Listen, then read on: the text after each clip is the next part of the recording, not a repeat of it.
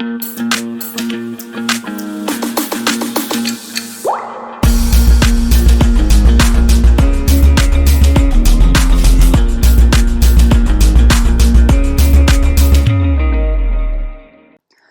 everyone, welcome back to the Layman Way और let's continue this lecture जहाँ पे हम इंडियन पॉलिटी डिस्कस कर रहे हैं बाय एम लक्ष्मीकांत एंड हमने चैप्टर 3 को स्टार्ट किया है preamble of the constitution and this would be the last lecture for the preamble.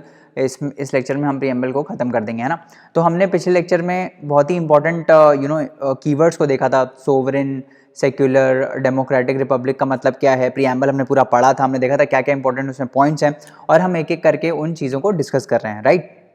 And if you are new to this channel, do not forget to like, share, subscribe and also recommend these lectures to your fellow aspirants as well, ताकि हम और ज़्यादा लोगों तक पहुँच पाएँ और ज़्यादा aspirants तक पहुँच पाएँ और उनकी हम मदद कर पाएँ। And also you can log on to our website www.thelaymanway.com for more such conceptual lectures, right। चलिए आगे बढ़ते हैं और आज का लेक्चर स्टार्ट करते हैं, राइट। तो हमारा अब हमने sovereign, socialist, secular, democratic, Republic का मीनिंग समझ लिया था। अब हम आगे बढ़ते हैं और प्रीएम्बल में और आगे वर्ड्स का मतलब देखते हैं और अगला वर्ड जो आता है दैट इज जस्टिस, ठीक है। तो हमने पढ़ा था कि प्रीएम्बल जस्टिस इंश्योर करता है ना, बोलता है कि भाई जो कॉन्स्टिट्यूशन है वो जस्टिस को इंश्योर करेगा। कौन कौन से जस्टिस की प्रीएम्बल बात करता है? सोशल जस्टिस की बात करता है, इकोनॉमिक जस्टिस की बात करता है और पॉलिटिकल जस्टिस की बात करता है। अब एक एक करके हम देखेंगे कि ये सोशल जस्टिस का मतलब क्या है, इकोनॉमिक जस्टिस का मतलब क्या है और पॉलिटिकल जस्टिस का क्या मतलब है ना। तो सबसे पहले बात करते हैं सोशल जस्टिस के बारे में, है ना।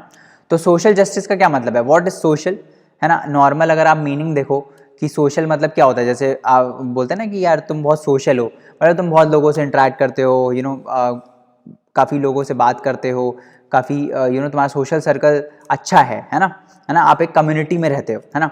तो सोशल जस्टिस की जब भी बात आ जाए तो मतलब जो सिटीजन्स हैं, है ना, जो एज अ कम्युनिटी हम होल हैं, उनको हम हर एक सिटीजन को इक्वल ट्रीटमेंट देंगे, है ना। ऐसा नहीं करेंगे कि किसी को अलग ट्रीट कर रहे हैं, है ना। किसी मान लो कोई रिच है तो उसको अलग ट्रीट कर रहे हैं, है ना। कोई हायर कास्ट का है तो उसको अलग ट्रीट कर रहे हैं, कोई लेट्स से गोरा है तो उसको हम ज़्यादा प्रिविलेज दे रहे हैं, इस टाइप से नहीं होगा। सोशल जस्टिस मतलब हर एक सिटीजन को हम इक्वल ट्रीट करेंगे, किसी भी टर्म्स में हम हर एक को इक्वल ट्रीट करेंगे, कोई भी डिस्क्रिमिनेशन नहीं होगा। किसके बेसिस पे? कास्ट के बेसिस पे नहीं होगा, है ना। ऐसा नहीं है कि कोई ब्राह्मण्स को हम ज़्यादा अच्छे से ट्रीट करेंगे, है ना, और जो वैश्यास हैं उनको अलग तरीके से ट्रीट करेंगे, ऐसा नहीं है। कलर के बेसिस पे भी हम डिस्क्रिमिनेशन नहीं करेंगे, है ना, उनको बराबरी से ट्रीट करेंगे। ऐसा नहीं है कि कोई अगर क्या बोलते हैं काला है कलर में तो उसको हम नकारेंगे, इस टाइप से नहीं करेंगे, है ना। रेस के बेसिस पे नहीं करेंगे, रिलीजन के बेसिस पे नहीं करेंगे, जैसे हिंदू मुस्लिम डिवाइड अब आज आपको दिखता है ना। तो ये सब चीज़ें हम नहीं करेंगे, है ना। हम सबको बराबर ट्रीट करेंगे, चाहे वो मेल हो, चाहे फीमेल हो, चाहे ट्रांसजेंडर हो, है ना, कोई भी रिलीजन का हो, हम सबको बराबरी से ट्रीट करेंगे, है ना। हम कोई भी डिस्क्रिमिनेशन नहीं करेंगे, that is called social justice, ठीक है। इसमें और आगे क्या है कि हम किसी को भी कोई एडिशनल बेनिफिट नहीं देंगे, है ना। ऐसा नहीं होगा कि कोई मान लो कोई ऊपर वाले कास्ट का है, जैसे कोई ब्राह्मण है लेट्स से, है ना, तो ऐसा नहीं होगा कि इनको स्पेशल प्रिविलेज मिल रहा है किसी चीज़ में, है ना, कहीं लाइन लगी है तो इनको पहले एंट्री मिल रही है, इस टाइप से नहीं होगा, है ना। कोई भी स्पेशल प्रिविलेज हम किसी भी पर्टिकुलर सेक्शन ऑफ सोसाइटी को नहीं देंगे। हाँ, इसका ये मतलब बिल्कुल भी नहीं है, ये ध्यान रखना।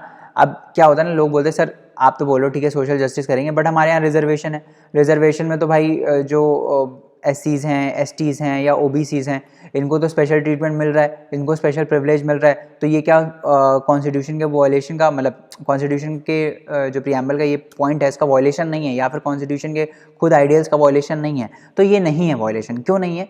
क्योंकि हमारा बेसिक मीनिंग, हमारा बेसिक मकसद क्या है जस्टिस प्रोवाइड करने का, कि भाई हम सबको बराबरी से ट्रीट करें। जैसे मान लो एक यहाँ पे फ्लोर है ना, तो सब बराबरी से खड़े हों इस फ्लोर पे, दैट इज कॉल्ड जस्टिस। सबको बराबरी का प्लेटफॉर्म देना, दैट इज कॉल्ड जस्टिस। अब रिजर्वेशन का कंसेप्ट क्या था कि भाई पहले जब कॉन्स्टिट्यूशन बना तो रिजर्वेशन का कंसेप्ट क्या था, अंबेडकर जी ने क्या बोला था कि भाई हम 10 साल के लिए रिजर्वेशन दे रहे हैं, ऑल्दो ये एक्सटेंड हो रहा है किसी किसी रीजंस की वजह से, बट कंसेप्ट क्या था ये रिजर्वेशन का कि भाई उस टाइम क्या था कि SCs, STs और जो OBCs हैं उनको सोसाइटी से नकारा जा रहा था, उनको अलग नज़रों से देखा जाता था, उनको नॉर्मल ग्रुप में कंसिडर नहीं किया जाता था, तो इनको डिस्क्रिमिनेट किया जाता था।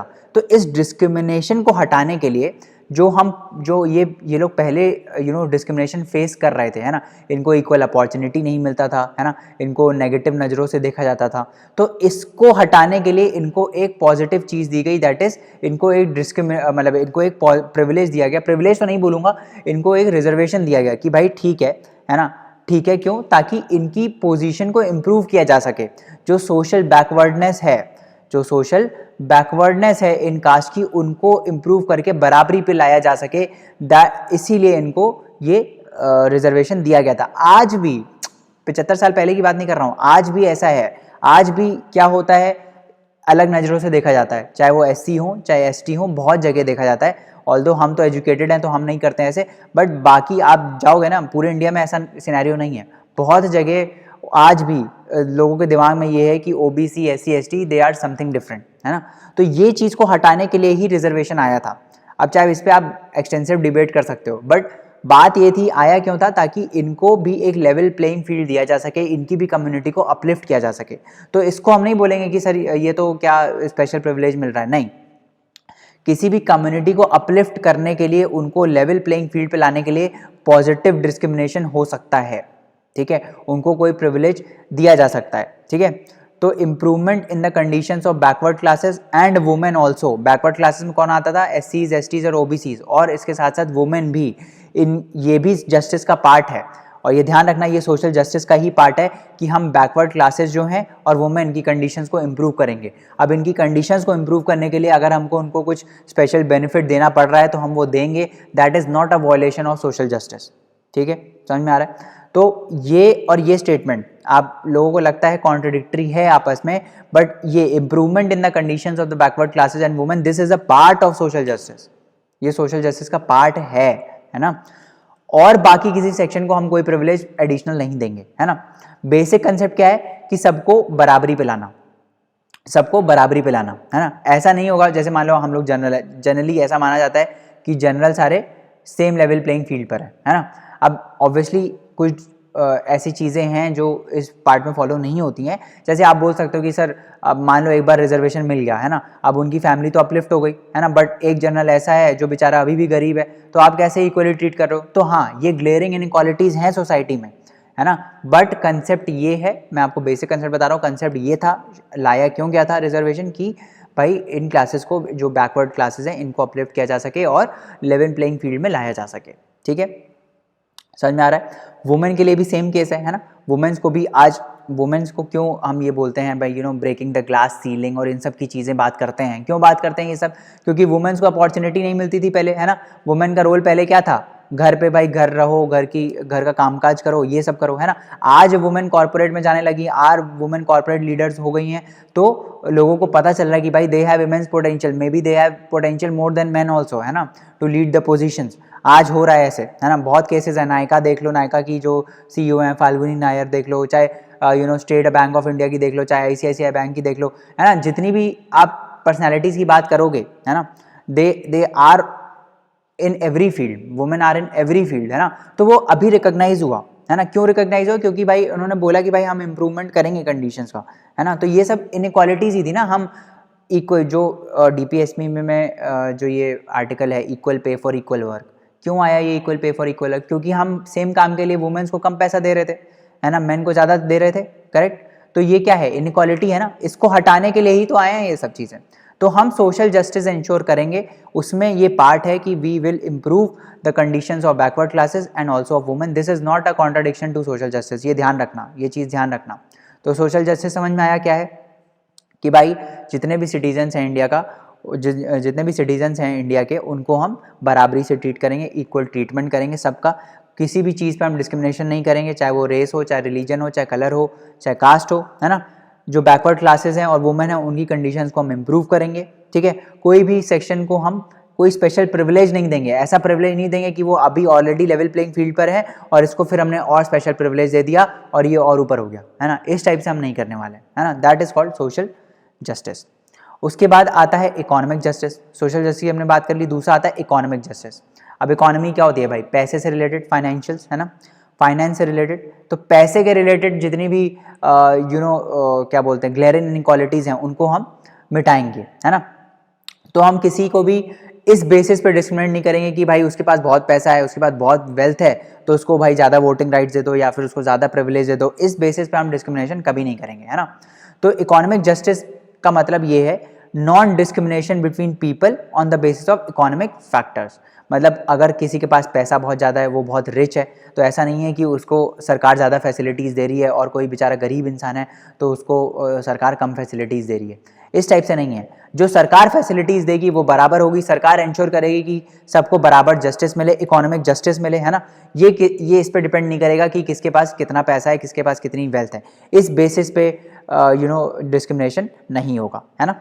तो जितनी भी ग्लेयरिंग इनइक्वालिटीज़ हैं in wealth, income and property, इसको हम एलिमिनेट करेंगे, that is called economic justice. ठीक है, तो social justice plus economic justice, इसको मिला के हम बोलते हैं डिस्ट्रीब्यूटिव जस्टिस। ये बस याद करने वाली बात है और कुछ नहीं है, समझाने वाला इसमें कुछ भी नहीं है। इन दोनों को मिला के हम क्या बोलते हैं, डिस्ट्रीब्यूटिव जस्टिस। ठीक है, समझ में आया। उसके बाद आता है पॉलिटिकल जस्टिस। सिंपल है, पॉलिटिक्स मतलब क्या होता है, पॉलिटिक्स में आप क्या करते हो, आप वोट करते हो, है ना, वोट करते हो, अपना रिप्रेजेंटेटिव चुनते हो, वो आपके लिए लॉ बनाते हैं और कंट्री को गवर्न करते हैं, है ना। ये पूरा पॉलिटिकल है। अब पॉलिटिकल जस्टिस मतलब क्या है, जस्टिस मतलब सबके पास, हर एडल्ट के पास इक्वल वोटिंग राइट हो, सबको बराबरी का हक मिले अपने रिप्रेजेंटेटिव को चूज करने का, उसमें कोई डिस्क्रिमिनेशन नहीं होना चाहिए, है ना। All citizen should have equal political rights, है ना। इक्वल पॉलिटिकल राइट्स मतलब वोटिंग राइट्स बराबर होने चाहिए, सबको बराबरी के वोटिंग राइट्स मिले। अगर कोई पब्लिक ऑफिस है, जैसे मान लो प्रेसिडेंट की पोस्ट है, प्राइम मिनिस्टर की पोस्ट है, गवर्नर की पोस्ट है, कोई भी पब्लिक ऑफिस है, उस पर हर सिटीजन मतलब अभी बता रहा हूँ, उस पर हर एक सिटीजन का बराबरी का हक होना चाहिए। बराबरी का मतलब इक्वल अपॉर्चुनिटी होनी चाहिए उस पब्लिक ऑफिस के लिए कम्पीट करने के लिए, उस पर्टिकुलर पोजीशन पे जाने के लिए, है ना। जैसे आईएएस का एग्जांपल ले लो, यूपीएससी का जो एग्जाम होता है, सबके पास इक्वल अपॉर्चुनिटी है ना सिविल सर्वेंट बनने का। ऐसा तो नहीं है कि कोई पर्टिकुलर क्लास को ज़्यादा प्रिविलेज मिल रहा है ना, ऐसा तो नहीं है। तो ऐसा ही हर ऑफिस के लिए, प्रेसिडेंट की पोस्ट के लिए भी कोई भी खड़ा हो सकता है ना। अब आप बोलोगे सर कोई भी का मतलब है क्या, मैं भी खड़ा हो सकता हूँ जाके, नहीं, ऐसा नहीं है। जो उस पर्टिकुलर पब्लिक ऑफिस की क्वालिफिकेशंस को मीट करेगा वो सारे बराबरी से ट्रीट होंगे। मतलब जैसे मान लो भाई लोकसभा के इलेक्शंस है ना। अब 25 साल के अगर आप ऊपर हो, है ना, 25 साल के अगर आप ऊपर हो तो आप कंटेस्ट कर सकते हो इलेक्शन। अब 25 साल के जितने लोग ऊपर हैं वो उन सारों को बराबरी से ट्रीट किया जाएगा। उसमें ऐसा नहीं होगा कि भाई रिलीजन के बेसिस पे कर रहे हैं, इकोनॉमी ये रिच और पुअर के बेसिस पे कर रहे हैं, इस टाइप से नहीं होगा। जो पर्टिकुलर क्वालिफिकेशंस को मीट करेगा वो सारे इक्वली एलिजिबल हैं उस पर्टिकुलर पब्लिक ऑफिस के लिए, है ना। इक्वल एक्सेस है सबके पास पॉलिटिकल ऑफिसेस का, इसका ये मतलब होता है। इक्वल वॉइस है गवर्नमेंट में, सबके पास बराबरी का हक है कि वो अपने रिप्रेजेंटेटिव्स को बेसिकली इक्वली सेलेक्ट कर सकें, है ना। आपके पास भी उतना ही राइट है जितना मेरे पास राइट है अपने रिप्रेजेंटेटिव को सेलेक्ट करने का। That is called political justice. ठीक है, ये याद रखना कि ये जो जस्टिस का कंसेप्ट है ये हमने कहाँ से लिया है, ये हमने रशियन रिवॉल्यूशन से लिया है। समझ में आ रहा है, क्लैरिटी आ रही है दिमाग में। देखो, polity is all about understanding concepts. Polity में अगर एक बार आपने कंसेप्ट समझ लिए तो बार बार 10-15 बार समझने की जरूरत नहीं है। एक बार आपने समझ लिया तो बस हो गया, है ना। It is more like mathematics and physics. Physics में भी ऐसे ही होता है, कंसेप्ट होते हैं, कंसेप्ट समझ लिया कोई भी क्वेश्चन कर लोगे।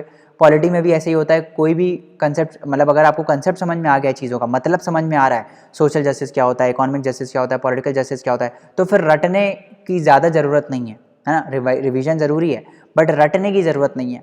ठीक है, वैसे ही हमको इतना रटना होता है ना आईएएस के एग्जाम्स में। तो कोशिश करो कि चीज़ों को समझने की कोशिश करो, ज़्यादा समझने की कोशिश करोगे, रिलेट करने की कोशिश करोगे तो माइंड ज़्यादा रिटेन करता है इन्फॉर्मेशन। ठीक है, उसके बाद आ जाते हैं अगले वर्ड पे, दैट इज़ कॉल्ड लिबर्टी। देखो, ये सब पे स्ट्रेस देके मैं क्यों पढ़ा रहा हूँ, क्योंकि यूपीएससी इन सब पे ही क्वेश्चन पूछता है, बेसिक। घुस के कोई क्वेश्चन नहीं पूछता आपसे। अगर घुस के पूछेगा ना तो इन पर्टिकुलर बेसिक वर्ड्स पे क्वेश्चन पूछेगा।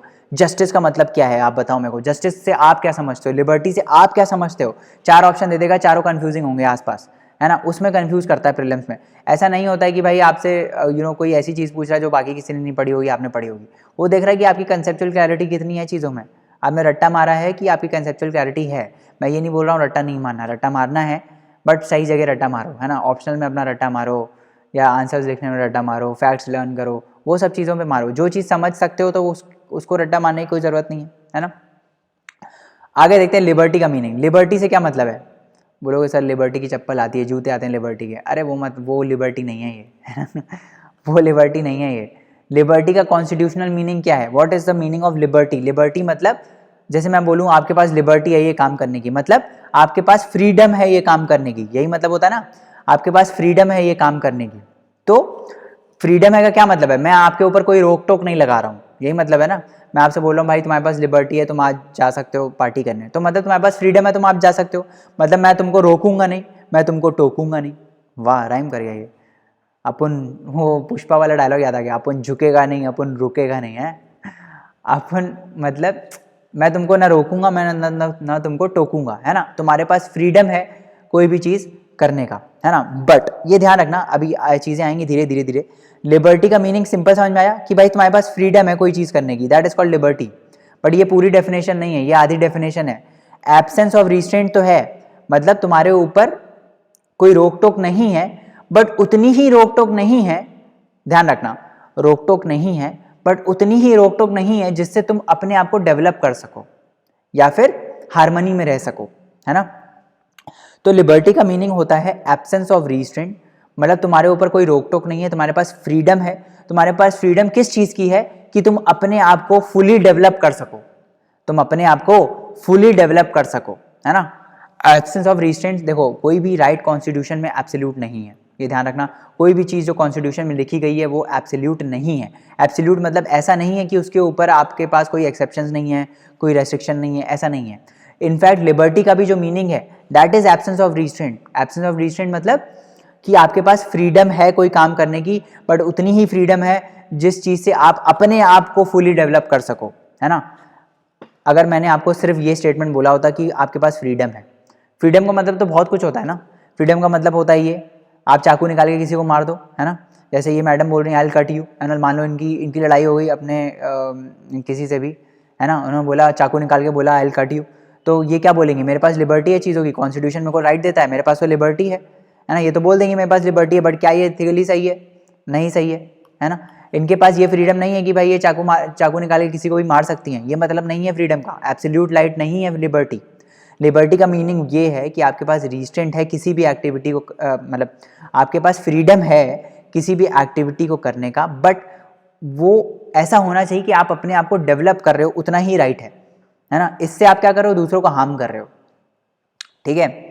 Absence of restraint on the activities of the individuals and at the same time providing opportunities for the development of individual personalities, ठीक है। रिस्ट्रेंट है, उतना ही रिस्ट्रेंट है जिससे आप अपनी पर्सनैलिटी को फुली डेवलप कर सकते हो, अपनी इंडिविजुअल पर्सनैलिटी को फुली डेवलप कर सकते हो, आपको उतनी अपॉर्चुनिटी मिलेगी। लिबर्टी देने का मतलब ये है अपॉर्चुनिटी देना। लिबर्टी देने का मतलब ये है कि आपको उतनी अपॉर्चुनिटी मिलेगी कि आप अपने आप को फुली डेवलप कर सको। समझ में आ रहा है लिबर्टी का मीनिंग, है ना। इसका मतलब ये बिल्कुल भी नहीं है कि आपके पास टोटल फ्रीडम है, ये बिल्कुल भी मतलब लिबर्टी का नहीं है, ठीक है।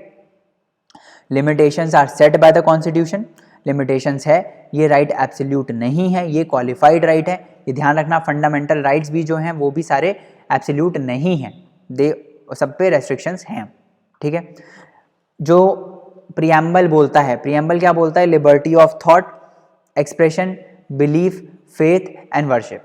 बहुत ही सिंपल है सब, कि भाई आपके पास फ्रीडम है कि आप किसी भी भगवान को वर्शिप कर सकते हो, आप कोई भी चीज़ में फेथ रख सकते हो, कोई भी रिलीजन फॉलो कर सकते हो, अपने जो थॉट्स हैं उनको आप फ्रीली एक्सप्रेस कर सकते हो विदाउट किसी के मान लो कोई दूसरे से इन्फ्लुएंस होके, है ना। आप अपने एक्सप्रेशन मतलब आप फ्रीडम, जैसे आर्टिकल 19 है freedom of speech and expression, तो आप अपने थॉट्स को एक्सप्रेस कर सकते हो, कुछ भी सोच सकते हो डिस्पाइट ऑफ कि दूसरा क्या सोच रहा है, इंडिपेंडेंट ऑफ अदर्स थॉट, ये बोल सकते हैं। You can think anything, you can have any thought independent of others thought, मतलब कोई दूसरा क्या सोच रहा है इस पर डिपेंड नहीं करता, आप कुछ भी सोच सकते हो, है ना। आप कोई भी चीज़ एक्सप्रेस कर सकते हो, आप किसी भी रिलीजन में फेथ रख सकते हो, किसी भी भगवान को वर्शिप कर सकते हो, इन सब की लिबर्टी प्रियम्बल आपको देता है या कॉन्स्टिट्यूशन आपको देता है, ठीक है। समझ में आ गया? ये जो आइडियाज़ हैं लिबर्टी, इक्वालिटी और फ्रेटर्निटी के, ये हमने कहाँ से लिए हैं? ये हमने फ्रेंच रिवॉल्यूशन से लिए हैं, ठीक है। समझ में आ रहा है? उसके बाद अगला वर्ड आता है that is called equality of status and opportunity. अगला वर्ड इसी में ही आता है प्रियम्बल में, that is equality of status and opportunity. इसका क्या मतलब है? अभी बताया पीछे, इक्वालिटी मतलब सबको बराबरी से ट्रीट करना, बट ये स्टेटस ऑफ अपॉर्चुनिटी में है, मतलब हम सबको बराबरी की अपॉर्चुनिटी देंगे, बराबरी की अपॉर्चुनिटी देंगे, ठीक है। कोई भी हम डिस्क्रिमिनेशन नहीं करेंगे। आप पूछ रहे हो आप सर अपॉर्चुनिटी किस में देंगे, अरे हर चीज़ में बराबरी की अपॉर्चुनिटी देंगे। अपने रिप्रेजेंटेटिव्स को सेलेक्ट करना, जैसे इक्वल वोटिंग राइट्स हो गए, तो इसकी बराबरी अपॉर्चुनिटी देंगे कि भाई आप अपने रिप्रेजेंटेटिव्स को, जो आपको गवर्न करने वाले हैं, उसको आप बराबरी का हक है सबके पास कि वो सब इक्वली अपने रिप्रेजेंटेटिव्स को सेलेक्ट कर सकते हैं। इकोनॉमिक इनइक्वालिटी की हम इकोनॉमिक इक्वालिटी की बात करेंगे, है ना, कि सबके पास बराबरी की अपॉर्चुनिटी है कमाने की, है ना, बिजनेस करने की या कोई भी चीज़ करने की, लाइवलीहुड अर्न करने की, सबके पास बराबरी अपॉर्चुनिटी है। इसको बोलते हैं equality of status and opportunity, ठीक है। कोई भी स्पेशल प्रिविलेज किसी को नहीं मिलेगा, किसी भी सेक्शन को कोई स्पेशल प्रिविलेज नहीं मिलेगा इनके रिगार्डिंग, ठीक है। तो क्या मतलब हो गया इसका? इसका मतलब हो गया absence of special privileges to any section of society and the provision of adequate opportunity for all individuals without any discrimination. Equal opportunity देंगे सबको, किसी भी चीज़ में डिस्क्रिमिनेशन नहीं करेंगे, है ना। जैसे मान लो कोई बिजनेस करना है फॉर एग्जांपल, है ना, तो बिजनेस के जो लॉज हैं इंडिया में वो सबके लिए बराबर है, चाहे वो अंबानी हो, चाहे मैं हूँ, चाहे आप हो, कोई XYZ पर्सन हो, सबके लिए बिजनेस के लॉज, जो बिजनेस के नॉर्म्स हैं, रेगुलेशंस हैं, वो सबके लिए बराबर है ना। तो सबके पास बराबरी की अपॉर्चुनिटी है, या फिर अगर हर्डल्स हैं तो सबके लिए बराबर हर्डल्स हैं, है ना। तो इक्वल अपॉर्चुनिटी है सबके पास हर चीज़ करने की, लाइवलीहुड अर्न करने की, अपने रिप्रेजेंटेटिव्स को सेलेक्ट करने की। इंडिया में एडल्ट सफराज है ना, एडल्ट सफराज है, क्या मतलब है भाई, एडल्ट जितने भी हैं जो 18 साल से ऊपर हैं, सबको इक्वल वोटिंग राइट्स हैं, सब बराबरी से अपना वोट कास्ट कर सकते हैं और अपने रिप्रेजेंटेटिव्स को सेलेक्ट कर सकते हैं, है ना। तो equality of status and opportunity. अब इसमें 3 टाइप की इक्वालिटी आती हैं जो मैं ऑलरेडी आपको एक्सप्लेन कर चुका हूँ। 3 टाइप की इक्वालिटी क्या आती हैं? पहली है सिविक इक्वालिटी, दूसरी है पॉलिटिकल इक्वालिटी और तीसरी है इकोनॉमिक इक्वालिटी। तो सिविक इक्वालिटी क्या होती है? सिविक कहीं भी वर्ड आ जाए मतलब लोगों से रिलेटेड, है ना, लोगों से रिलेटेड, मतलब भाई हम लोगों को बराबरी से ट्रीट करेंगे, उनको डिस्क्रिमिनेट नहीं करेंगे, उनको बराबरी की अपॉर्चुनिटी देंगे पब्लिक एम्प्लॉयमेंट में, कि अनटचेबिलिटी जैसे है ना, हम किसी को भी इस टाइप से ट्रीट नहीं करेंगे कि भाई ये अनटचेबल है, इसको हम अलग तरीके से ट्रीट करेंगे, इसको इक्वली ट्रीट नहीं करेंगे, हम ऐसा नहीं कर सकते, है ना। हम जैसे आर्टिकल 18 हमारा बोलता है अबॉलिशन ऑफ टाइटल्स, है ना, कोई भी बंदा अपने नाम के आगे कोई स्पेशल चीज़ नहीं लगा सकता, है ना। जैसे राजा, मान लो मेरा नाम हो जाए राजा भीष्म, है ना, इस टाइप से नहीं, कितना अच्छा लग रहा है राजा भीष्म, है ना, तो ये टाइटल मैं नहीं लगा सकता, है ना, कि राजा भीष्म, है ना, इस टाइप से नहीं कर सकता। सब बराबर, तुम्हारा नाम है, प्रॉपर नाम है, कोई स्पेशल नाम नहीं है तुम्हारा कि तुम राजा और किंग और ये सब लगा रहे हो, है ना। तो ये सब हम नहीं कर सकते। तो इसको इंश्योर करने के लिए हमारे पास क्या है? आर्टिकल्स हैं, फंडामेंटल राइट्स हैं। आर्टिकल 14 राइट टू इक्वालिटी के बारे में बात करता है। आर्टिकल 15 डिस्क्रिमिनेशन को हटाने की बात करता है। Article 16 equality in public employment की बात करता है। आर्टिकल 17 अबॉलिशन ऑफ अनटचेबिलिटी की बात करता है। आर्टिकल 18 अबॉलिशन ऑफ टाइटल्स की बात करता है। तो ये सारे क्या हैं? ये सारे जो प्रोविजंस हैं वो सिविक इक्वालिटी को इंश्योर करते हैं कॉन्स्टिट्यूशन में। ये सब चीज़ें बहुत इंपॉर्टेंट है जो बता रहा हूँ, हवा में मत लेना इनको, ठीक है। पूछ लेगा कभी कि विच of the following article ensure civic equality in the Indian constitution, बैठे रह जाओगे, ठीक है। तो ये सारी चीज़ें आपको पता होनी चाहिए, क्यों ये सिविक इक्वालिटी को इंश्योर कर रहे हैं, सिविक इक्वालिटी का मतलब क्या है, ठीक है। लोगों से रिलेटेड, लोगों जो सिटीजन्स हैं उनमें इक्वालिटी लाना है, उनको बराबरी से ट्रीट करना है, किसी भी रिस्पेक्ट में हो। समझ में आ रहा है? दूसरा क्या है? दूसरा है पॉलिटिकल इक्वालिटी। पॉलिटिकल इक्वालिटी का क्या मतलब है? What is the meaning of political equality? Political equality भाई अभी जो पीछे बताया भाई, पॉलिटिक्स मतलब सरकार बनाना। सरकार कैसे बनाओगे? अपने रिप्रेजेंटेटिव्स को सेलेक्ट करके, है ना। राइट टू वोट होना चाहिए सबके पास, बराबरी का वोट होना, बराबरी का हक होना चाहिए अपने रिप्रेजेंटेटिव्स को सेलेक्ट करने का, है ना। या फिर इलेक्शंस में कंटेस्ट करने का बराबरी का राइट होना चाहिए। कोई भी पब्लिक ऑफिस के लिए कंटेस्ट करने का बराबरी का राइट होना चाहिए, अगर आप उस पब्लिक ऑफिस की क्वालिफिकेशंस को मीट कर रहे हो, है ना। This is called political equality. Politics के स्फेयर में जितनी भी चीज़ें हैं उसमें बराबरी का हक है सबका, है ना। समझ में आ रहा है? So equal right should be given to vote, है ना। राइट टू वोट सबके पास बराबरी का होना चाहिए। 18 साल से जितने हैं इंडिया में उनको क्या है? इक्वल वोटिंग राइट्स हैं। And also to contest in election irrespective of caste, creed, religion, economic status. तो कोई भी बंदा, अभी आपने देखा होगा भाई जो हमारी प्रेसिडेंट है मुर्मू जी, है ना, वो क्या है? वो एक ट्राइबल वुमेन है, करेक्ट। इससे पहले कोई बनी है क्या? नहीं बनी है ना, नहीं बनी है। तो यहाँ पे भी आपको दिख रहा है इंडिया में डिस्क्रिमिनेशन नहीं होता है, प्रेसिडेंट कोई भी बन सकता है ना। चाहे वो ऊपर क्लास का हो, चाहे अपर कास्ट का हो, चाहे लोअर कास्ट का हो, चाहे ब्राह्मण हो, चाहे वैश्य हो, चाहे शूद्रा हो, चाहे ट्राइबल्स हो, कोई भी बन सकता है ना। इक्वल अपॉर्चुनिटी है सबके पास, है ना। इक्वालिटी है इंडिया में, क्योंकि पॉलिटिकल इक्वालिटी है ना। Caste, creed, race, religion, economic status, इन सब से दूर हटकर इस पर डिस्क्रिमिनेशन नहीं होता है किसी भी पब्लिक ऑफिस के लिए, या फिर मतलब समझ में आ रहा है ना क्या बोल रहा हूँ, किसी भी पब्लिक ऑफिस के लिए कोई भी कंटेस्ट कर सकता है ना, कोई भी इलेक्शन कंटेस्ट कर सकता है, राइट टू वोट सबके पास है। This is called political equality. अरे भाई समझो यार, आइडिया क्लियर है कि नहीं है? आइडिया क्लियर है ना? Are we getting the point और नॉट? आगे बढ़ें कि नहीं बढ़ें?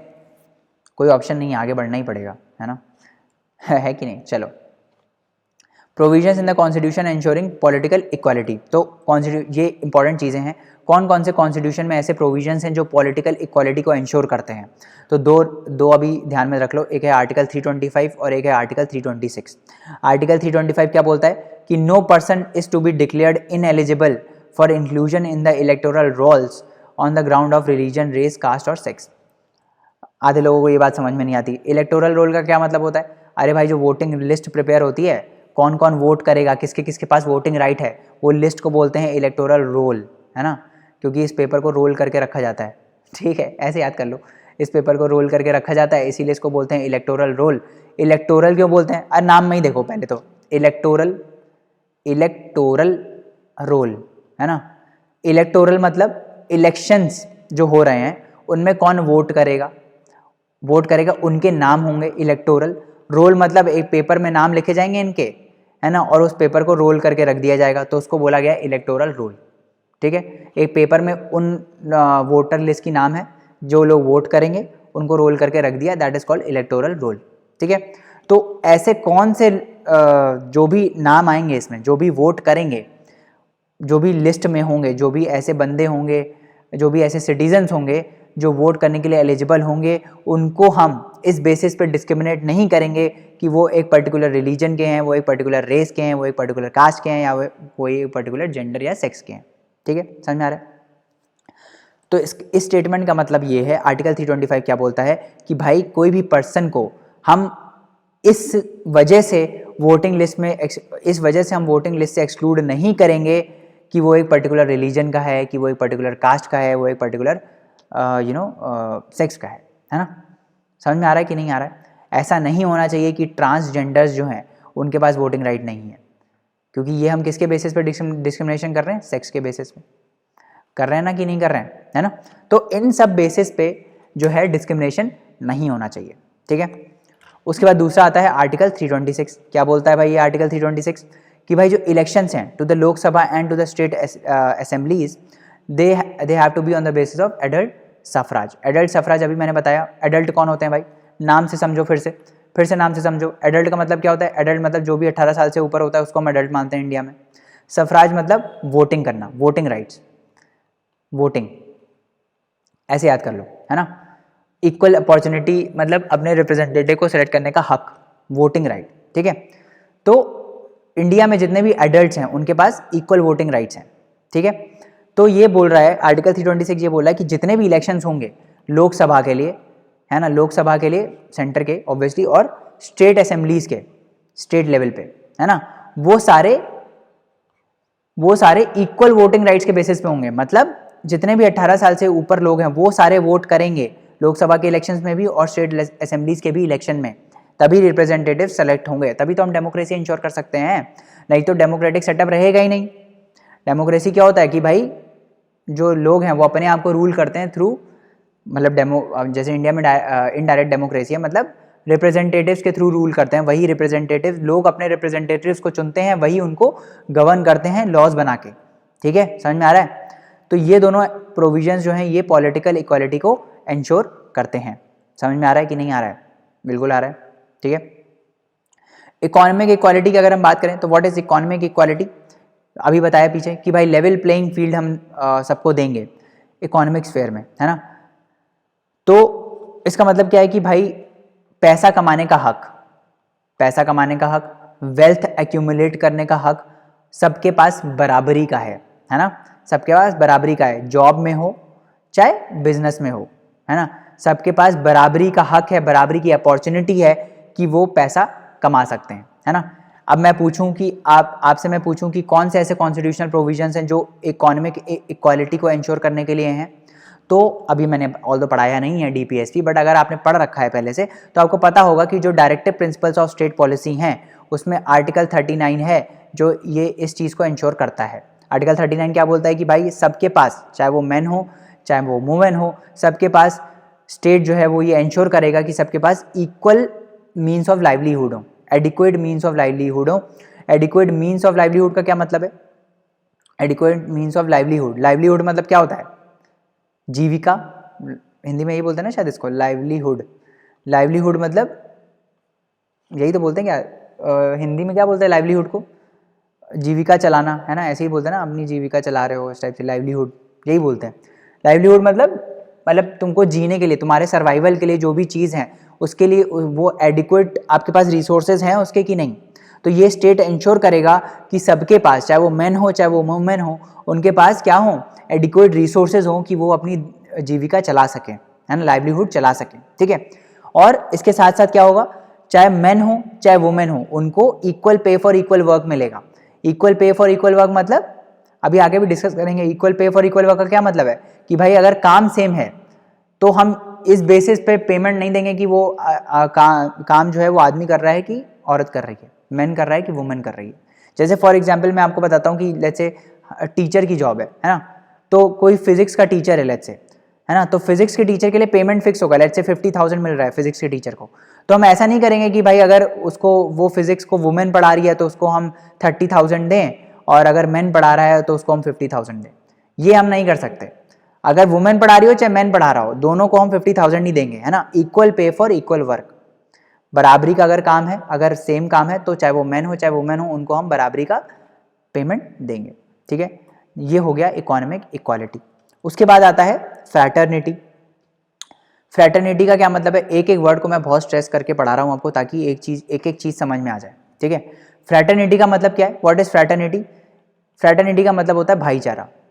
फ्रैटर्निटी का क्या मतलब होता है? भाईचारा, ब्रदरहुड, भाईचारा। भाईचारा समझते हो ना, अभी रक्षाबंधन गई है वैसे, है ना, तो फ्रैटर्निटी का मतलब होता है भाईचारा, ठीक है, भाईचारा।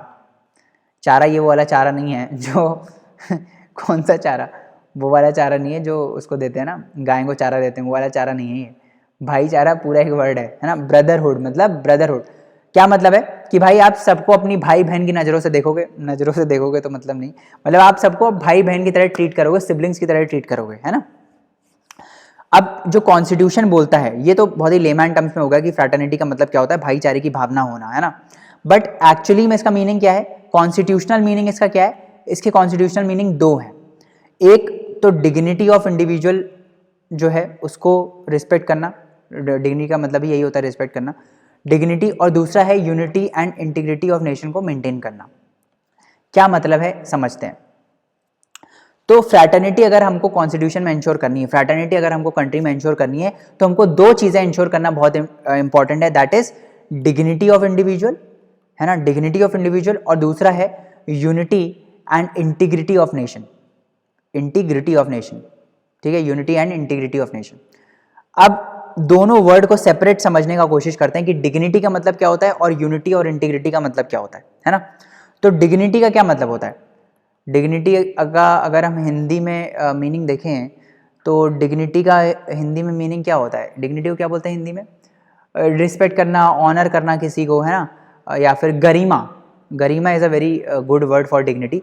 किसी की गरिमा, डिग्निटी यही बोलते हैं शायद मेरे हिसाब से हिंदी में, गरिमा, किसी गरिमा को प्रोटेक्ट करना, मेरी गरिमा है, मेरी डिग्निटी है ये, है ना।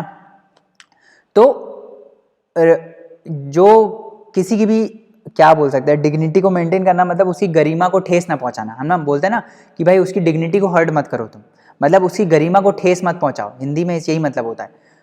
आई गेस जो हिंदी मीडियम वाले हैं वो इस चीज़ को समझ रहे होंगे, किसी की गरिमा को ठेस मत पहुंचाना, दैट इज कॉल्ड कि किसी की डिग्निटी को हर्ट ना करना, उसको रिस्पेक्ट करना, उसकी मतलब उसकी जो पर्सनैलिटी है उसको रिस्पेक्ट करना, दैट इज कॉल्ड डिग्निटी, उसको ऑनर करना, है ना।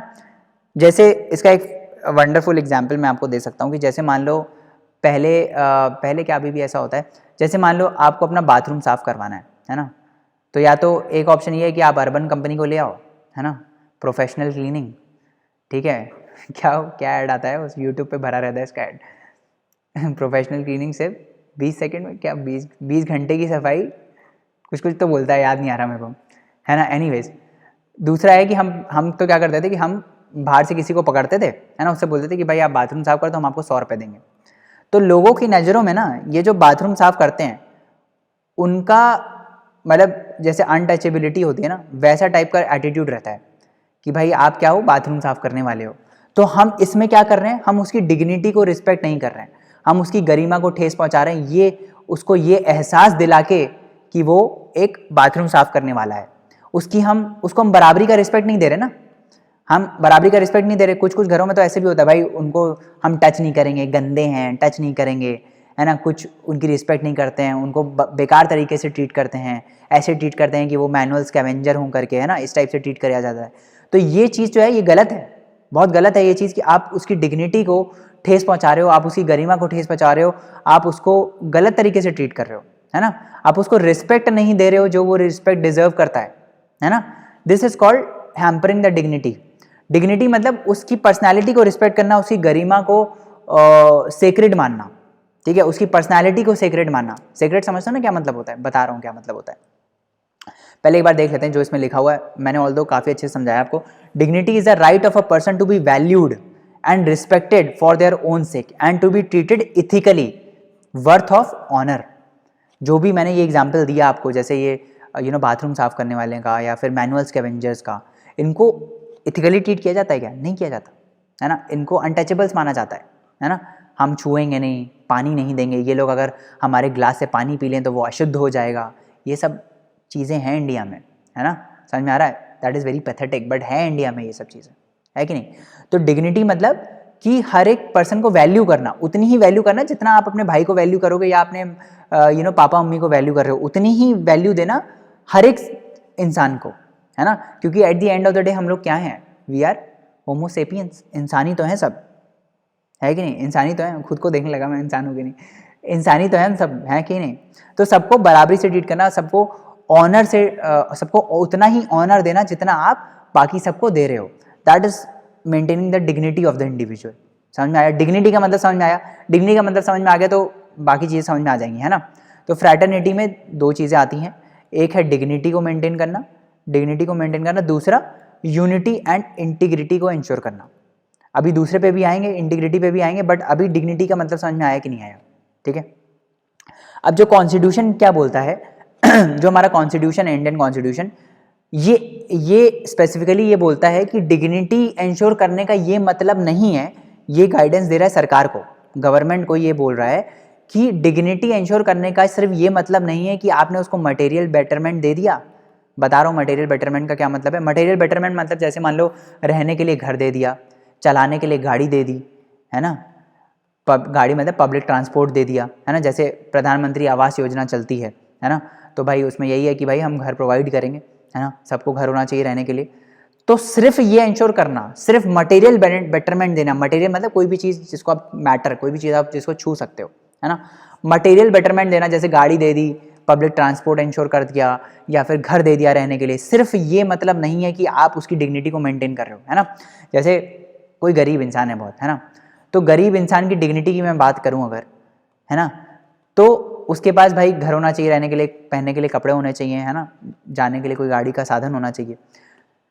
तो सरकार सिर्फ ये इंश्योर ना करे कि उसके पास घर हो, रहने के लिए आवास हो, सिर्फ घर हो रहने के लिए या फिर जाने के लिए पब्लिक ट्रांसपोर्ट हो, सिर्फ ये इंश्योर करने से उसकी डिग्निटी इंश्योर नहीं हो गई, है ना। आपने मान लो ये तो प्रोवाइड कर दिया, बट आप उसको डिस्क्रिमिनेट कर रहे हो, किसी चीज़ में उसकी रिस्पेक्ट नहीं कर रहे हो, तो आप उसकी डिग्निटी को ठेस पहुंचा रहे हो, आप उसकी गरिमा को ठेस पहुंचा रहे हो, है ना, समझ में आ रहा है। सिर्फ ये इंश्योर करने से या फिर कोई डेमोक्रेटिक सेटअप लाने से, मतलब आपने उसको वोटिंग राइट दे दी कि भाई तुम्हारे पास बराबरी का राइट है, भाई तुम भी वोट करो, अंबानी भी वोट कर रहा है, तुम भी वोट करो, हम तुमको डिस्क्रिमिनेट नहीं कर रहे किसी भी चीज़ पे। तो ये मीनिंग नहीं है इसका, है ना। सिर्फ ये मीनिंग नहीं है कि आपने डेमोक्रेटिक सेटअप को इंश्योर कर दिया, है ना, डेमोक्रेटिक सेटअप को इंश्योर कर दिया, मटेरियल बेटरमेंट दे दिया, है ना, और उससे उसकी डिग्निटी इंश्योर हो गई। बट इसके साथ साथ आपको उसकी जो पर्सनैलिटी है, उसको सेक्रेड की तरह ट्रीट करना पड़ेगा। सेक्रेड मतलब समझते हो, इन्वायरमेंट में पढ़ा होगा सेक्रेड ग्रूव्स, सेक्रेड कौन होते हैं? भगवान होते हैं सेक्रेड, है ना। हमारे जैसे आप भगवान को सेक्रेड मानते हो, है ना। सेक्रेड मतलब कोई प्लेस को जैसे हम सेक्रेड मानते हैं तो हम क्या बोलते हैं? हम बोलते हैं यहाँ पे भगवान का निवास है ना। जैसे मंदिर, है ना, टेम्पल्स आर सेक्रेड, राइट, क्योंकि वहाँ हम मानते हैं कि भाई भगवान की स्थापना है, दीज आर सेक्रेड। तो किसी भी इंडिविजुअल को आप ये मानो कि उसमें भगवान का निवास है, भगवान उन्हीं में है ना, उनकी पर्सनैलिटी को आप सेक्रेड मानो, तभी आप उसको उस तरीके से ट्रीट कर पाओगे। जब भी हम पूजा करते हैं तो भगवान के पैर छूते हैं, है ना, तो उतनी रिस्पेक्ट आप हर एक सिटीजन को दो, तभी आप डिग्निटी की इंश्योर कर पाओगे, है ना। जैसे हमारे तो पेरेंट्स ने हमको सिखाया था, हम लोग जब स्कूल जाते थे ना, तो हम घर में हमारी दादी होती थी, हमारे माता पिता होते थे, हम उनके पैर छू के जाते थे कि हाँ आप हमको आशीर्वाद दीजिए, क्योंकि हम उनकी पर्सनैलिटी को सेक्रेड मानते थे। हम मानते थे कि भगवान का निवास हमारे माता पिता में है, हमारे एल्डर्स में है ना। आज कल की जनरेशन उतना आगे नहीं है, क्योंकि हम चीज़ ये आगे पास नहीं कर रहे हैं, है ना। People have become very modern, बच्चे अपने आप को कूल बनने की कोशिश कर रहे हैं, मॉडर्न बनने की कोशिश करते हैं, है ना। बोलते हैं ये सब पुरानी बातें, ऑर्थोडॉक्स चीज़ें हैं। बट इससे क्या हो रहा है? डिग्निटी, हम जो ये डिग्निटी वाली वैल्यू है उसको हम इनकॉर्पोरेट नहीं कर रहे हैं, है ना। डिग्निटी मतलब किसी भी इंडिविजुअल की पर्सनालिटी को सेक्रेड मानना, सेक्रेड के साथ साथ उसके पास मटेरियल बेटरमेंट होना चाहिए और डेमोक्रेटिक सेटअप होना चाहिए। इसके साथ साथ सेक्रेड पर्सनालिटी हमको उसको मानना है, उसको उतनी रिस्पेक्ट देनी है, उसको उतनी वैल्यू करना है। That is the meaning of dignity. I hope this is very very clear, ठीक है। इसके बाद हम थोड़ा आगे बढ़ते हैं और बात करते हैं किसकी, डिग्निटी को इंश्योर करने वाले कौन कौन से प्रोविज़न हैं, है ना। तो इसमें है फंडामेंटल राइट्स, डीपीएसपी और फंडामेंटल ड्यूटीज़। ये तीनों ही डिग्निटी को इंश्योर करते हैं इंडिविजुअल्स की। समझ में आ रहा है? तीनों ही इंडिविजुअल्स की डिग्निटी को इंश्योर करते हैं। जैसे मैं आपको एग्जांपल दे देता हूँ कि कॉन्स्टिट्यूशन में कौन कौन सी चीज़ें ऐसी हैं जो डिग्निटी पे बात करती हैं। तो जैसे फंडामेंटल ड्यूटीज़ हैं, तो फंडामेंटल ड्यूटीज़ में क्या बोलता है? It shall be duty of every citizen of India to renounce practices derogatory to the dignity of the women, ठीक है। तो फंडामेंटल ड्यूटी ये बोलता है कि भाई हर एक सिटीजन का ये ड्यूटी है कि ऐसी कोई भी एक्टिविटीज़ हैं जो वुमेन की डिग्निटी के लिए ख़राब हैं, जैसे डोमेस्टिक वायलेंस, बहुत हस्बैंड्स अपनी वाइफ को मारते हैं, तो this is not ensuring the dignity, इससे आप डिग्निटी ऑफ वुमेन को हैम्पर कर रहे हो। तो ये सब चीज़ें हम हटाएंगे। ये एक पर्टिकुलर एग्जाम्पल है, हम ज़्यादा यहाँ ड्रिल डाउन नहीं करेंगे, क्योंकि हम फिर से फंडामेंटल ड्यूटीज़ और ये सब पढ़ने वाले हैं, तो वहाँ पे हम डिस्कशन करेंगे अपना। तो ऐसी प्रैक्टिसेस को आप रिनाउंस करो। It is the duty of every citizen to uphold and protect the sovereignty, unity and integrity of India. ये भी एक फंडामेंटल ड्यूटी है कि आप इंटीग्रिटी को मेंटेन करो। अभी हम बात करेंगे क्या मतलब है यूनिटी और इंटीग्रिटी का, ठीक है। तो ये प्रोविजंस फंडामेंटल ड्यूटी में दिए गए हैं, है ना। तो यूनिटी एंड इंटीग्रिटी, अभी हमने डिग्निटी की बात कर ली। I hope dignity is clear. Dignity अगर आपको क्लियर है, उसके बाद हम आगे बढ़ते हैं, unity and integrity of nation की बात करते हैं, है ना। तो यूनिटी और इंटीग्रिटी ऑफ नेशन की जो बात करता है हमारा फ्रैटर्निटी, उसमें दो चीज़ें आए हैं, इसमें दो वर्ड है। एक तो है यूनिटी और दूसरा है इंटीग्रिटी, है ना। इंटीग्रिटी और यूनिटी, एक एक वर्ड करके समझते हैं। यूनिटी का मतलब क्या है? यूनिटी का मतलब क्या होता है? सिंपल मीनिंग बताओ। यूनिटी मतलब सब मिल बांट के रहेंगे, है ना, सब मिल के रहेंगे। यूनिटी मतलब सब मिल के रहेंगे। अब इंडिया की अगर मैं बात करूं, इंडिया की मैं पूरी बात करूं, तो इंडिया में तो बहुत डाइवर्सिटी है, बहुत स्टेट्स हैं, है ना। इंडिया में काफ़ी स्टेट्स हैं, तो सारे स्टेट्स मिलकर रहेंगे, एक यूनियन में रहेंगे, है ना, यूनियन ऑफ इंडिया में रहेंगे। तभी तो हम आर्टिकल 1 में क्या बोलते हैं? आर्टिकल 1 में हम बोलते हैं कि भाई India that is Bharat shell be the union of states. Union of states बोलते हैं ना। फेडरेशन भी जो इंडिया का है वो कैसा फेडरेशन है कि भाई पहले यूनियन था, उससे स्टेट बने हैं, ना कि स्टेट से यूनियन बनाए। तो किसी भी स्टेट के पास ये हक नहीं है, किसी भी स्टेट के पास ये हक नहीं है कि वो इस यूनियन से बाहर निकल जाए। ये आर्टिकल 1 इंश्योर करता है, और इसी से इंश्योर होता है यूनिटी ऑफ नेशन, कि भाई सब एक साथ एक यूनियन में रहें। This is called territorial unity. Territory के अंदर है सब, टेरिटरी का पार्ट है, जो भी इंडिया की बॉर्डर्स हैं उनके अंदर ही सारे स्टेट्स हैं। This is territorial unity. और एक होती साइकोलॉजिकल यूनिटी। साइकोलॉजिकल यूनिटी मतलब क्या है कि भाई आप एज ए इंडियन सिटीजन कहीं भी हो, चाहे इधर हो, चाहे यूएस में हो, चाहे ऑस्ट्रेलिया में हो, आप इंडिया का पार्ट हो, आप एक नेशन का पार्ट हो, है ना, इंडिया एज अ नेशन का पार्ट हो। This is called this is psychological unity. तो जितनी भी ऐसी चीज़ें हैं, जैसे कास्टिसिज्म है, डिफरेंट कास्ट हैं इंडिया में, है ना। तो जो अलग अलग कास्ट हैं, है ना, जैसे मान लो मेरी सिंधी कास्ट है फॉर एग्जांपल, है ना, आपकी हो सकता है आप पंजाबी हो, है ना, कोई हो सकता है और कोई हो, है ना, कोई उड़िया हो, है ना, लेट्स से। तो लोग क्या हो रहा है ना, लोग अपने ही कास्ट में सीमित हैं। मतलब कास्टिसिज्म क्या है? कास्टिसिज्म यही चीज़ है कि हम, जैसे फॉर एग्जांपल आजकल ये कास्ट मैरिजेस का बहुत अच्छा एग्जांपल हो सकता है। कास्ट मैरिजेस में क्या होता है, सेम कास्ट में मैरिज होती है ना। सेम कास्ट में मैरिज होती है, मतलब सिंधी से शादी करेगा, पंजाबी से करेगा, उड़िया से करेगा, है ना, तमिल से करेगा, तेलुगु से करेगा, यही होता है ना सेम कास्ट मैरिज में। तो इसमें क्या हो रहा है, आप एक कास्ट में सीमित हो, है ना, मतलब आप दूसरी कास्ट को या तो रिकॉग्नाइज नहीं कर रहे हो या उनसे मिंगल होना नहीं चाहते हो। तो ये चीज़ क्या है, ये चीज़ हैम्पर है ना यूनिटी ऑफ नेशन पे। यूनिटी ऑफ नेशन पे हैम्पर है, क्योंकि आप हो तो एक नेशन के अंदर, आपने टेरिटोरियल यूनिटी तो इंश्योर कर दी कि सब स्टेट्स एक यूनियन का पार्ट है, but with in the states जो डिफरेंट कास्ट हैं वो आपस में सबको अपने आप को सेपरेटली ट्रीट कर रहे हैं, है ना। देखो, कास्ट को बढ़ावा देना एक चीज़ है, बट सिर्फ कास्ट में सीमित हो जाना एक चीज़ है। आप अपनी कास्ट को बढ़ाइए, आप अपने कल्चर को बढ़ाइए, वो कॉन्स्टिट्यूशन भी बोलता है ना, कॉन्स्टिट्यूशन भी बोलता है कि आप अपने कल्चर को बढ़ा सकते हो, आप अपने रिलीजन को बढ़ा सकते हो, बट उसी में सीमित रह जाना, सिर्फ उसी को रिकॉग्नाइज करना, सिर्फ यही मानना कि हमारी ही कास्ट सबसे ऊपर है, हमारी ही कास्ट सबसे अच्छी है, बाकी कास्ट वाले बेकार हैं, ये गलत चीज़ है ना। दिस इज़ रॉन्ग, है ना, दिस इज़ रॉन्ग। आप अपनी कास्ट को बढ़ाइए, आप अपने कास्ट को आप अपने कल्चर को बढ़ाइए, बट सिर्फ ये चीज़ मानना कि सिर्फ मेरी ही कास्ट अच्छी है और हम अपनी ही कास्ट में लेट्स से शादी करेंगे, बाकी कास्ट ख़राब है या बाकी कास्ट को हम इनकॉर्पोरेट नहीं करेंगे, वो एक मेंटल ब्लॉक है हमारे अंदर, वो एक मेंटल हिंड्रेंस है जो यूनिटी ऑफ नेशन को क्या करता है, हैम्पर करता है। समझ में आ रही चीज़ें, वो यूनिटी ऑफ नेशन को हैम्पर करता है, ठीक है, समझ आ रहा है। तो जितनी भी ऐसी चीज़ें हैं, जैसे कम्युनलिज्म हो गया, एक कम्युनिटी अपने ऊपर अपनी ही कम्युनिटी में सीमित है। जैसे आपको पता होगा पहले सेपरेट इलेक्टोरेट्स का प्रावधान था, जब देश आज़ाद नहीं हुआ था। सेपरेट इलेक्टोरेट मतलब मुस्लिम से मुस्लिम्स को इलेक्ट कर सकते हैं, हिंदू से हिंदूज को कर सकते हैं, वुमेन से वुमेन को कर सकती हैं। इसको हटाया गया जब इंडिया आज़ाद हुआ, सेपरेट इलेक्टोरेट्स का प्रोविजन हटा दिया गया। क्यों हटाया गया? क्योंकि यूनिटी ऑफ नेशन लाना था, यूनिटी ऑफ नेशन लाना था, ठीक है। रीजनलिज्म हो गया। रीजनलिज्म क्या होता है कि भाई साउथ वाले साउथ में सीमित है, नॉर्थ वाले नॉर्थ में सीमित है, डिवाइड है एक, साउथ वाले सदर्न, नॉर्थ वाले नॉर्थ, एक दूसरे में इंटरमिंगल नहीं हो पा रहे हैं, है ना। 2 स्टेट्स देखी है ना, 2 स्टेट्स देखी है सबने, है ना। आप समझ में आ रहा होगा क्या बोल रहा हूँ, है ना। नॉर्थ इंडियन कभी साउथ इंडियन से शादी नहीं करता, है ना। रीजनलिज्म है, रीजनल इश्यूज है ना। साउथ वाले साउथ में सीमित है, उनकी लैंग्वेज अलग है, यहाँ पे अलग है, वहाँ पे अलग है। लिंग्विज्म अलग चीज़ है, लैंग्वेज के बेसिस पे, लैंग्वेज के बेसिस पे यूनिटी नहीं बन पा रही है ना। तमिल लोग तमिल भी बोलते हैं, है ना। जो हिंदी बोलते हैं, हिंदी भाषा बोलते हैं, वो तमिल से इंटरमिक्स नहीं हो पा रहे हैं, वो उनको दूसरी तरह ट्रीट करते हैं, उनके मन में अलग भावना होती है ना।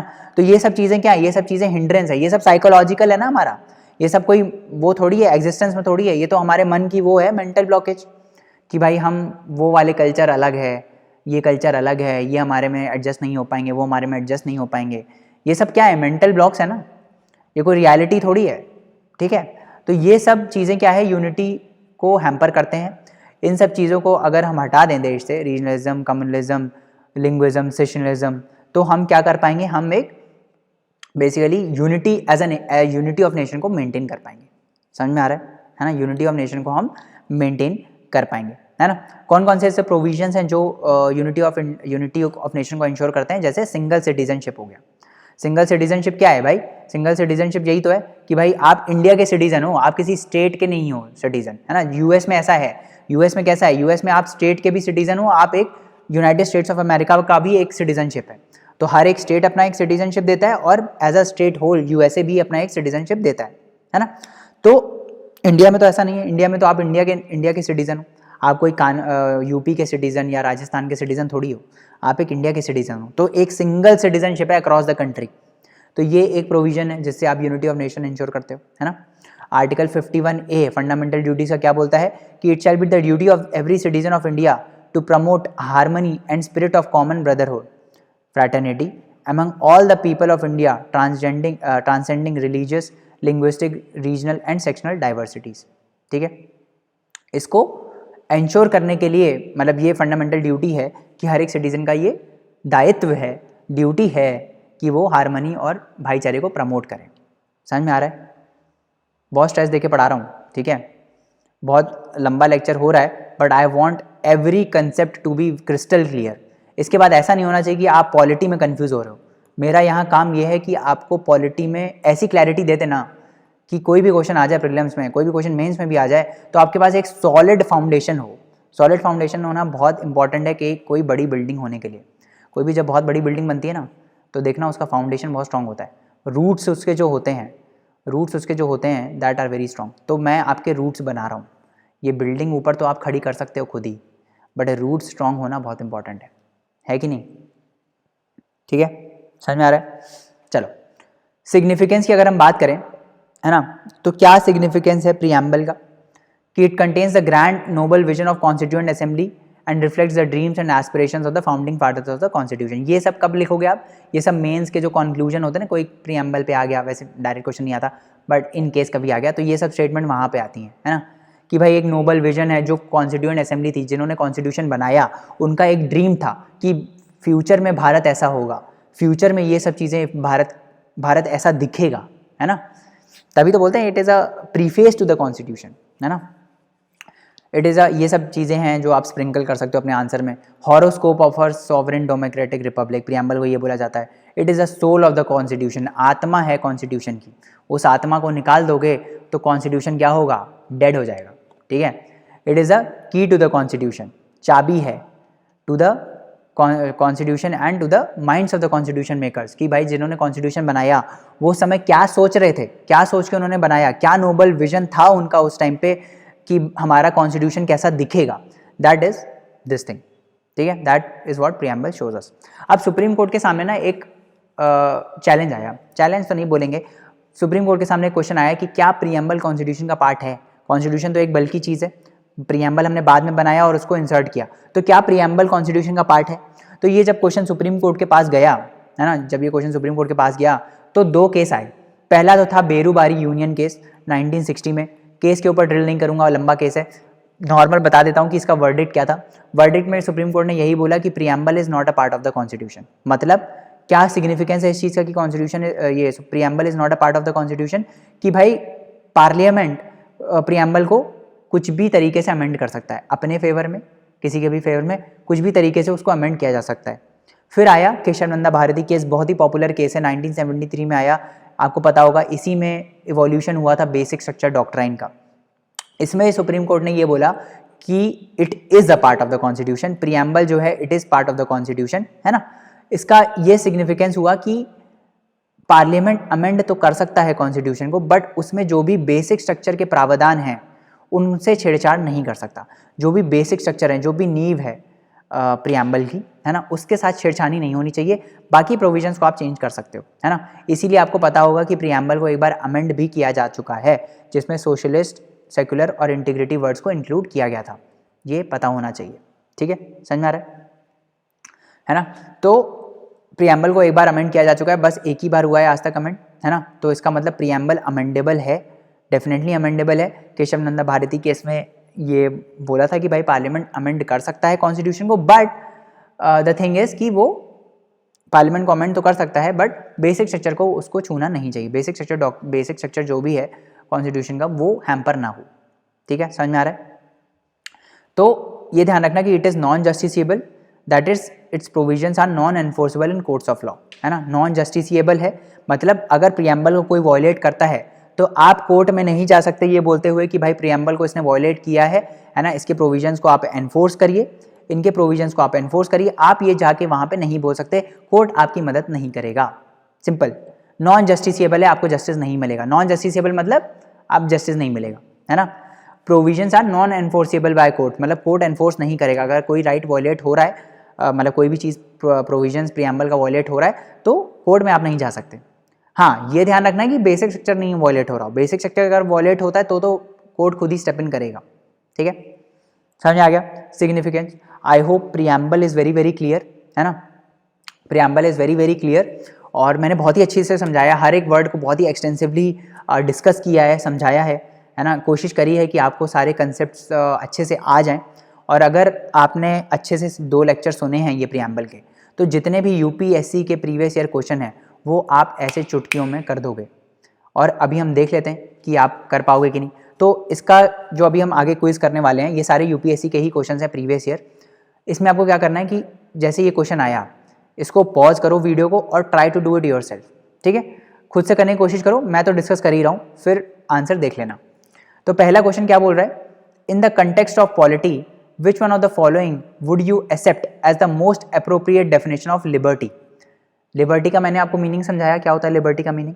तो 4 ऑप्शन देख लेते हैं क्या बोल रहा है ये लिबर्टी में। पहला ऑप्शन क्या बोल रहा है, protection against the tyranny of political rulers, मतलब पॉलिटिकल रूलर्स कोई भी आपके ऊपर ऐसी चीज़ लागू नहीं कर सकते जो एब्स्ट्रैक्ट कोई चीज़ लागू नहीं कर सकते, मतलब अपने विल पे आपको नहीं चला सकते, है ना। मान लो ऐसे बोल दिया कि भाई कल से सारे सिटीजन अपने हाथ में आधार कार्ड का ठप्पा लगवा के घूमेंगे, नहीं घूमेंगे तो हम अंदर कर देंगे। ये क्या हुआ, ये हुआ कि टिरनी ऑफ पॉलिटिकल रूलर्स, मतलब जो बोल रहे हैं वो करना पड़ेगा, है ना, डिक्टेटरशिप टाइप समझ लो। तो ऐसा तो नहीं है लिबर्टी का मीनिंग। एब्सेंस ऑफ रिस्ट्रेंट, ये क्या है, मैंने आपको बताया था एब्सेंस ऑफ रिस्ट्रेंट तो होता है, एब्सेंस ऑफ रिस्ट्रेंट तो होता है, बट ये आधी डेफिनेशन है इसकी, आधी चीज़ है ये एब्सेंस ऑफ रिस्ट्रेंट। देखो यूपीएससी ने ऑप्शंस कैसे सेट किए हैं ये भी समझना बहुत इंपॉर्टेंट है कि ऑप्शंस कैसे सेट किए जाते हैं। दूसरे में ही आपको दे दिया एब्सेंस ऑफ रिस्ट्रेंट, जो जनरली जो लक्ष्मीकांत पढ़ेगा ना वो यही पढ़ता है, बस एब्सेंस ऑफ रिस्ट्रेंट, बस यही याद रहता है उसको, बाकी कुछ याद नहीं रहता, क्योंकि लाइन बाय लाइन डीप अंदर घुस के कोई नहीं पढ़ता। मतलब पढ़ते हैं ऑब्वियसली, टॉपर्स तो पढ़ते ही हैं, बट आधी जनता ऐसे ही करती है, स्किम करती है ना थ्रू स्किम, तो स्किम में ये गलत हो जाता है क्वेश्चन। अब आपने पढ़ा होगा एब्सेंस ऑफ रिस्ट्रेंट तो आप ये मार के आ जाओगे, बट ये आंसर सही नहीं है। क्यों सही नहीं है, क्योंकि ये आधी चीज़ है। मैंने आपको बताया था कोई भी चीज़ एब्सोल्यूट नहीं है कॉन्स्टिट्यूशन में, एब्सेंस ऑफ रिस्ट्रेंट है, आपके पास फ्रीडम है, बट उतनी ही फ्रीडम है जिससे आप अपने आप को डेवलप कर सको, अपनी पर्सनैलिटी को डेवलप कर सको, ठीक है। Opportunity to do whatever one likes, ये तो सरासर गलत है। Opportunity to develop oneself fully, तो उसमें सबसे अप्रोप्रिएट स्टेटमेंट क्या है, ये डी वाला। अपॉर्चुनिटी, इतना फ्रीडम है आपके पास कि आप अपने आप को फुली डेवलप कर सको, इतनी फ्रीडम है आपके पास, that is most appropriate definition of liberty. इसने पूछा है most appropriate, this is the most appropriate definition of liberty. समझ में आया, आगे बढ़ते हैं। Which one of the following reflects the nicest appropriate relationship between law and liberty. Law और लिबर्टी के बीच में क्या रिलेशन है ये पूछ रहा है। देख रहे हो सब बेसिक बेसिक क्वेश्चन है, कोई भी ऐसा हाई लेवल क्वेश्चन देख रहा है, नहीं है, सारे बेसिक हैं। लॉ और लिबर्टी के बीच में क्या रिलेशनशिप है। If there are more laws there is less liberty. Law क्यों बनाया जाता है मेरे को बताओ, कंट्री को गवर्न करने के लिए लॉ क्यों बनता है। कोई भी लॉ है, फार्म लॉज आए अभी, या फिर ट्रांसजेंडर्स के ऊपर लॉज आए, क्यों लॉ आए, ताकि हम बेटर तरीके से लोगों को गवर्न कर सके, है ना, गवर्न कर सके, इसीलिए तो आए लॉज। मान लो ट्रांसजेंडर्स के लिए, फेमस एग्जाम्पल लेता हूँ, ट्रांसजेंडर्स का एग्जाम्पल लेता हूँ, ट्रांसजेंडर के प्रोटेक्शन आया था ना, प्रोटेक्शन बिल आया था, तो उससे क्या हुआ, ट्रांसजेंडर को इक्वल राइट्स मिले, है ना, इक्वल राइट्स मिले, उनको इक्वल अपॉर्चुनिटी मिली, ठीक है। अगर ये लॉ नहीं आते, इससे पहले क्या हो रहा था, ट्रांसजेंडर्स को अलग से ट्रीट किया जा रहा था, है ना, उनको अलग नजरों से देखा जा रहा था। अभी इनके लिए लॉ आ गया कि भाई इनको भी राइट्स हैं, इनको बराबरी का राइट है, सब हक हैं, तो क्या हुआ इनके लिए अपलिफ्टमेंट हुआ ना इनका, है ना, इनको और लिबर्टी मिली। अब ये जॉब्स में भी अप्लाई कर सकते हैं, अब ये कोई भी काम कर सकते हैं, अब इनके लिए प्रोविजंस हैं। तो लॉ ने बेसिकली लिबर्टी को बढ़ाया ना कि कम किया। तो ये पहला क्वेश्चन तो गलत हो गया कि if there are more laws there is less liberty, तो ये तो गलत हो गया सरासर। दूसरा क्या है, if there are no laws there is no liberty, मतलब अगर लॉ नहीं होगा, बहुत ही अच्छी स्टेटमेंट है, अगर लॉ नहीं होगा तो क्या लिबर्टी नहीं होगी। If there are no laws there is no liberty. यहां इसी का केस देखो ट्रांसजेंडर का, जब ट्रांसजेंडर्स के लिए लॉ नहीं था तो क्या इनके पास लिबर्टी थी, क्या उनके पास उतनी फ्रीडम थी जितनी फ्रीडम उनके पास आज है, नहीं थी उतनी फ्रीडम। क्योंकि क्या होगा, अगर लॉ नहीं होगा कंट्री में, अगर लॉ नहीं होगा कंट्री में तो क्या होगा, हर कोई अपनी मर्जी से काम करेगा। मेरा मन करेगा आपको आके चाकू मार दूं तो मैं मार दूंगा, तो आपकी लिबर्टी को तो मैंने खत्म कर दिया ना चाकू मार के, अब तो आप कुछ नहीं कर सकते, है ना। आप कहीं जा रहे हो, मैं आपको रोक दूं, मैं बोलूं मैं तो नहीं जाने दूंगा, जो करना है कर लो, क्योंकि इसको पनिश करने के लिए लॉ है ही नहीं, है ना। तो आपकी क्या हुई, आपकी लिबर्टी हैम्पर हुई कि नहीं हुई, डेफिनेटली हुई लिबर्टी हैम्पर। तो अगर लॉज नहीं होंगे तो लिबर्टी भी नहीं होगी, लॉज होना जरूरी है लिबर्टी के लिए। ये ऑप्शन हो जाता है सही, बट हमको ऐसे ऑप्शन नहीं मारना है, मतलब सिर्फ 2 ऑप्शन देख के हमको नहीं मार देना, हो सकता है उसके आगे और अच्छा हो, क्योंकि इसमें क्या पूछा है, अप्रोप्रिएट पूछा है ना। तो आगे देख लेते हैं, if there is liberty laws have to be made by the people, ये तो गलत है। इंडिया में लिबर्टी है पर लोग लॉ थोड़ी बनाते हैं, लोगों के चुनिंदा जो रिप्रेजेंटेटिव्स होते हैं वो लॉ बनाते हैं, ठीक है, तो ये भी गलत हो गया।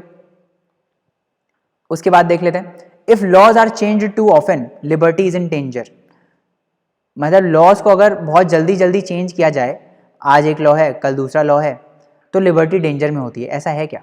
फार्म लॉज आए, उसके बाद फार्म लॉज को रिपील भी कर दिया गया, तो क्या लिबर्टी हैम्पर हो गई फार्मर्स की? नहीं हुई लिबर्टी हैम्पर, है ना, क्योंकि लॉज अगर चेंज हो रहे हैं तो इसका मतलब क्या है कि हम अडेप्ट कर रहे हैं, है ना। हो सकता है भाई 20 साल पहले कोई और लॉ हो, है ना, हमने अब 10 साल बाद कोई और लॉ बनाया, क्योंकि टाइम चेंज हो गया भाई, है ना, टाइम चेंज हो गया, हमको अपडेट करना पड़ेगा ना। तो अपडेट करना लॉ चेंज करना ही हुआ, मतलब लॉ अगर हम चेंज कर रहे हैं, हम अपने आप को अपडेट कर रहे हैं, तो हमको लॉ चेंज करना पड़ेगा उसके रिगार्डिंग। तो इसका मतलब ये थोड़ी कि लिबर्टी डेंजर में, इसका कहीं से ये मतलब नहीं कि लिबर्टी डेंजर में, तो ये भी गलत हो गया। क्या आंसर आया? B, purely conceptual. Purely conceptual ये कहीं लक्ष्मीकांत में लिखा हुआ नहीं मिलेगा कि लॉ और लिबर्टी के बीच में क्या अंतर है। ये आपको कब आएगा? जब आपको अंडरस्टैंडिंग होगी पॉलिटी की, नहीं होगी तो नहीं आएगा ये। आपको पता है लॉ क्या है, आपको पता है लिबर्टी क्या है, तभी आप दोनों को रिलेट कर पाओगे, ठीक है। नेक्स्ट क्वेश्चन देखते हैं, democracy superior virtue lies in the fact that it calls into the activity. Democracy को इंश्योर करने के लिए क्या जरूरी है, कुल मिला के ये पूछ रहा है। The intelligence and character of ordinary man and women, मतलब democracy superior virtue lies in the fact that it calls into the activity of the methods for strengthening executive leadership, a superior individual with dynamism and vision, a band of dedicated party workers। Democracy का जो principal है ना, democracy किससे आती है, महत्व क्या है डेमोक्रेसी का, मतलब ये बोल रहा है कि डेमोक्रेसी का मतलब क्या है कि डेमोक्रेसी में क्या होता है कि कुछ पार्टी वर्कर्स होते हैं, वो कुछ काम कर रहे होते हैं, ये तो बकवासी चीज़ है। डेमोक्रेसी का बेसिक मीनिंग क्या होता है, डेमोक्रेसी कैसे इंश्योर होती है भाई? सबके पास राइट होता है वोट का, वो पीपल जो होते हैं वो अपने आप को गवर्न करते हैं, है ना, government by the people for the people, ये होता है ना। तो लोग ही अपने रिप्रेजेंटेटिव्स को सेलेक्ट करते हैं और वही उनको गवर्न करते हैं, यही है। तो जो कॉमन इंसान है, जो ऑर्डिनरी मैन है ना, या वुमेन है, जो ऑर्डिनरी सिटीजन है, वो अपना दिमाग यूज करके अपने रिप्रेजेंटेटिव को सेलेक्ट करता है, और उस रिप्रेजेंटेटिव को सेलेक्ट करता है जो उसको लगता है कि ये मेरे लिए अच्छा है, ये मेरे लिए अच्छे लॉज बना पाएगा, ये मेरे लिए अच्छा काम कर पाएगा, वही तो डेमोक्रेसी है। तो पहला ही ऑप्शन सही है इसका कि the intelligence and character of ordinary main and women, इसको ये एक्सरसाइज करता है। अगर इनके हमारे नॉर्मल इंसान के पास दिमाग और कुछ नहीं है, हम किसी को भी सिलेक्ट कर देंगे ना जाके, तो हमारी इंटेलिजेंस को एक्टिविटी में लाता है कि भाई आप चूज करो, आप दिमाग लगा के चूज करो कि कौन अच्छा है आपके लिए, है ना। ये सब बकवास चीज़ें हैं। Superior individual with dynamism and vision, superior individual with dynamism and vision, वो तो भाई जैसे अभी मोदी जी हैं, पर्सनैलिटी बहुत अच्छी है ना, पर वो डेमोक्रेसी थोड़ी है। मतलब डेमोक्रेसी का मेन मकसद वो थोड़ी है कि कोई बंदा हो जिसके पास विजन हो, जिसके पास डायनेमिज्म हो, वो कंट्रोल करे कंट्री को, वो मतलब नहीं है ना। समझ में आ रहा है? आगे बढ़े। Which one of the following objectives is not embodied in the preamble to the constitution? कौन सा ऑब्जेक्टिव प्रीएम्बल में नहीं है? तो लिबर्टी है, लिबर्टी ऑफ थॉट है। लिबर्टी किसका है? Liberty of thought, expression, belief, faith and worship. Economic liberty option में, मतलब इकोनॉमिक लिबर्टी प्रीएम्बल में नहीं है। तो प्रीएम्बल आपको याद होना जरूरी है ना, तभी आप ये क्वेश्चन कर पाओगे। आगे बढ़ते हैं। The mind of the makers of the constitution of India is reflected in which of the following? तो अभी हमने देखा था key to the constitution, key to the mind makers of the constitution makers, क्या है? प्रीएम्बल है, simple है। Simple question आया है कि नहीं? प्रीवियस ईयर ही कर रहे हैं, खुद से नहीं बनाया। According to the constitution of India which of the following are fundamental for the government of the country? बताओ कौन से ऐसे हैं जो फंडामेंटल है for the government of the country? तो भाई अभी पढ़ाया नहीं वैसे, डीपीएसपी जो है, directive principle of state policy, they are fundamental to the governance. क्योंकि डीपीएसपी में क्या है? These are directions to the government, कि आप क्या कंट्री को कैसे, आप जो लॉज बना रहे हो वो कैसे बनाओ, आप गवर्नेंस कैसे करो, है ना। So these are fundamental for the government of the country, ये कॉन्स्टिट्यूशन में दिया हुआ है, directive principles of the state policy, ठीक है। Economic justice, the objectives of the constitution had been provided in, economic justice का जो कंसेप्ट है, जो मैंने आपको ऑलरेडी बता चुका हूँ, justice social, economic and political सब बताया। ये जो इकोनॉमिक जस्टिस है ये कॉन्स्टिट्यूशन के कौन से पार्ट में आता है? तो प्रीएम्बल में तो आता ही है, पढ़ाया ही है मैंने आपको प्रीएम्बल में, अभी प्रीएम्बल में तो आता है। और इसके साथ साथ और कहाँ पे है? डीपीएसपी में भी है, directive principle of state policy में भी है। आर्टिकल 38 बोलता है कि भाई स्टेट ये प्रयास करेगा कि वो वेलफेयर ऑफ पीपल इंश्योर करे by ensuring economic equality, social economic political equality, है ना, ये इंश्योर करे। तो डीपीएसपी का भी ये पार्ट है, तो इसका आंसर हो जाएगा बी, है ना, समझ में आया? ऑब्वियसली थोड़े इंटरकनेक्टेड कंसेप्ट्स हैं, ठीक है। तो ये सारे थे प्रीएम्बल पे जो क्वेश्चंस ऑलरेडी आ चुके हैं, है ना। लेक्चर काफ़ी लंबा हो गया है, but I hope conceptual clarity बहुत ज़्यादा आपको मिला होगा इस प्रीएम्बल के लेक्चर से। And I have tried my best to explain as you know in simple and layman terms as I could, है ना। And thank you so much for listening to this lecture very patiently. And if you are loving our work, please rate and review us on Google. Please, recommend these lectures to your fellow aspirants, and please subscribe to the channel as well. We will appreciate you a lot. And also, you can explore our YouTube. You can log on to our website www.thelaymanway.com for more such awesome lectures. And you can also join a Telegram group where we share, our videos and also our MCQs, right? And we'll bring next lecture again. Please leave us a review, and you can log on to our website www.thelaymanway.com. Thank you so much for listening to this lecture very patiently. I hope you have a wonderful day ahead. Bye bye, take care, study hard and work hard. Thank you so much. Bye bye and take care.